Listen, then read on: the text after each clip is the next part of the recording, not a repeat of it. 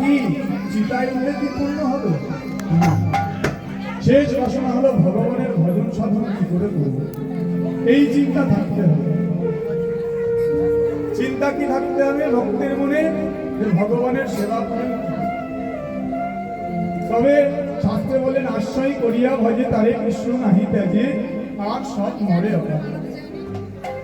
যে জন আশ্রয় করে ভজন সাধন করে না, কৃষ্ণ তাকে কোনোদিন ত্যাগ করে দেয় না। মূল হলো আশ্রয়। আশ্রয় কি? আশ্রয় হলো গুরুচরণ আশ্রয়, সাধুগুরু বৈষ্ণব চরণ আশ্রয়। আশ্রয় করিয়া ভজে তারে কৃষ্ণ নাহি ত্যাজে, তাকে কৃষ্ণ কোনোদিন ত্যাগ করে না।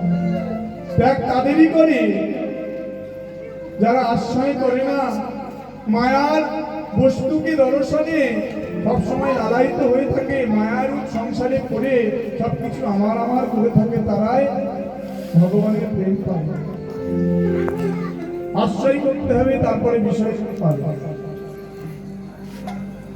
এমন এক ভক্তের কথা বলি, ভক্তের এক ভাবের কথা বলি। সরগোস্বামীর এক গোস্বামী ছিলেন রঘুনাথ দাস গোস্বামী।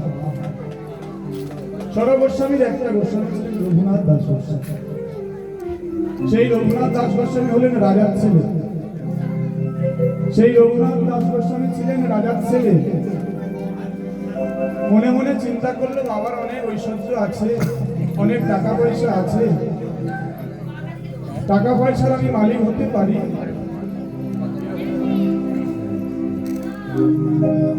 অনেক টাকা পয়সার মালিক হতে পারি, কিন্তু আসল ধনে কি ধনী হতে পেরেছি? আসল ধনটা কি? কৃষ্ণ ধন।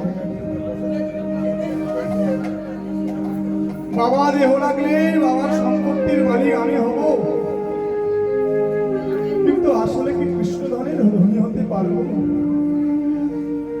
কৃষ্ণ ধনের কি ধনী হতে পারবো গো? কৃষ্ণ ধনের ধনী বাবা করে দিতে পারে না, কৃষ্ণ ধনের ধনী মা করে দিতে পারে না, কৃষ্ণ ধনের ধনী বন্ধু করে দিতে পারে না, কৃষ্ণ ধনের ধনী বান্ধব করে দিতে পারে না। এই কৃষ্ণ ধন আমি কোথায় গেলে পাবো? রঘুনাথ দাস গোস্বামী এত কিছু চিন্তা করে চলে গেলেন ওই রাধাকুণ্ডের তীরে। এখন যেখানে গেলে চারিদিকে জনবসতি বেড়ে গেছে, আমরা দেখতে পাই না? ওই রাধাকুণ্ডের তীরে তখন জঙ্গল ছিল। রাধাকুণ্ডে কারা কারা গেছিল?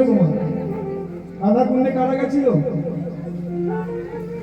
মায়েদের হাত না আছে? আমার ছেলের মতন ভাবুন, আমার মা আপনাদের রাধাকুণ্ডে গিয়েছিলেন? গিয়েছিলেন? যাই রাধাকুণ্ডে কারা গিয়েছিলেন? বৃন্দাবনে গিয়েছিলেন? বাহ, বাবা অন্তত হাত বাড়িয়েছি। তো ওই রাধাকুণ্ড তখনকার সময় জঙ্গল ছিল, হিংস্র পশুর বাস ছিল তখনকার। যেহেতু ভজনের পথে এগিয়ে গেলেন, ভজন করতে চলে গেলেন, রাধাকুণ্ডের তীরে বসে ভজন করবেন। এখনো গেলে সেখানে রঘুনাথ দাস গোস্বামীর ভজন কুটির আছে রাধাকুণ্ডের তীরে। হ্যাঁ, ক্ষমা করবেন, রঘুনাথ দাস গোস্বামীর সমাধি মন্দির, ক্ষমা করবেন, রঘুনাথ দাস গোস্বামীর সমাধি মন্দির যেখানে বসে ভজন করেছিল ওখানে আছে। রাধাকুণ্ডের তীরে গেলে দেখতে পাবেন, বা বৈষ্ণবদেরকে জিজ্ঞাসা করবেন, সাধুদেরকে জিজ্ঞাসা করবেন। তারা রঘুনাথ দাস গোস্বামী সংকল্প করেছিলেন যে যতদিন রাধারানী ওই ব্রজেশ্বরী আমাকে দেখা না দেবে, আমি ভজনের আসন ত্যাগ করব। যতদিন রাধারানী আমাকে দর্শন না দেবে, আমি ভজন আসন ত্যাগ করব, ভজন ছেড়ে উঠব না। এই বলে ভজনে বসে, এই বলে ভজনে বসে। দুদিন হলো, 3 দিন হলো, জ্যৈষ্ঠ মাসের প্রখর রোদের তাপ। রঘুনাথ দাস গোস্বামী পিঠের উপরে ছাল পেতেছে। ভক্তি ভাবটা দর্শন করল, পিঠের চা উপর পুড়ে ছাল উঠে গেছে জ্যৈষ্ঠ মাসের প্রখর রোদের তাপ। কিন্তু ভজনের আসন ত্যাগ করেনি গো। রঘুনাথ কেঁদে কেঁদে বলে, ওগো ভোজেশ্বরী, একবার কৃপা করে দেখা দাও। গলা শুকিয়ে আসছে, বুক ফেটে যাচ্ছে তৃষ্ণায়। তাহ রঘুনাথ দাস ভজনের আসন ত্যাগ করেনি। রঘুনাথে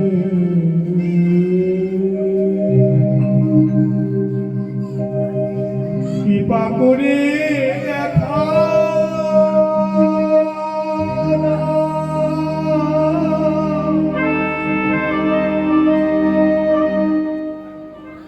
ওগো প্রেমময়ী,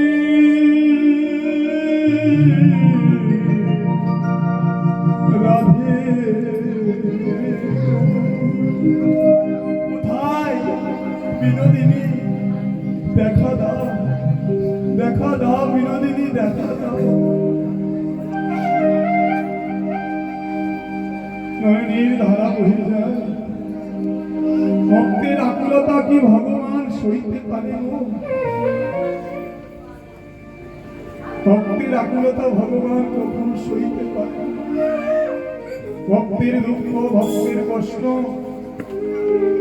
ভক্তের বিরহ কখন সইতে পারেন না। কারণ ভক্তকে কোন জায়গা দিয়েছে জানেন?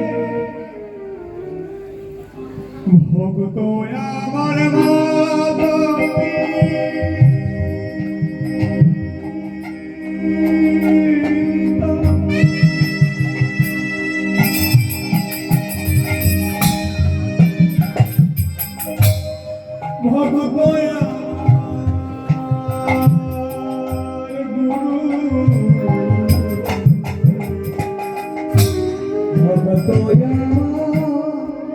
মাতা